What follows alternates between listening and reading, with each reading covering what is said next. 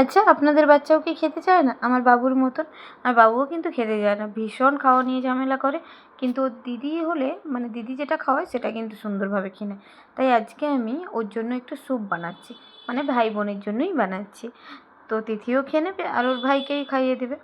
তো প্রথমে আমি দিয়ে দিলাম বাটার দিয়ে ডিমটাকে আগে ভেজে নিচ্ছি। ডিমটা কিন্তু স্যুপের মধ্যেও দেওয়া যায়, কিন্তু বাবু তো অনেক ছোটো, সেটা দেওয়াটা ঠিক হবে কি হবে না এই ভেবেই না আমি দিলাম না, মানে খেতে পারবে কি পারবে না সেই জন্য।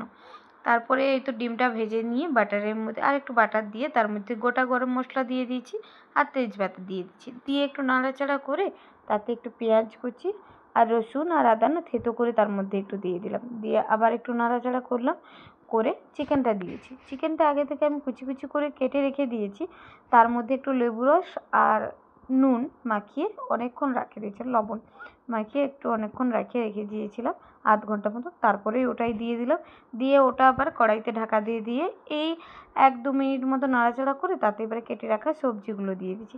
সবজির মধ্যে আজকে বাড়িতে ছিল ক্যাপসিকাম, কর্ন আর আলু, এইগুলোই ছিল। আপনাদের কাছে যদি বেশি সবজি থাকে সেগুলোও অ্যাড করে দিতে পারেন, তাতে টেস্টটা আরও ভালো আসবে। আর ধনেপাতাও ছিল।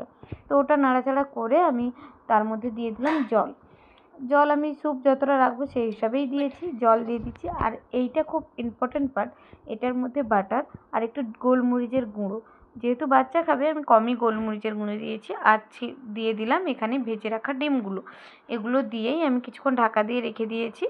তারপরে কিন্তু আমি নিয়ে নিলাম, আর এটা কিন্তু বাবুকে আমি খাইয়েছি, ও বেশ পছন্দ করেছে। তারপরে কিন্তু আমি এই ভিডিওটা ভয়েস ওভার দিচ্ছি।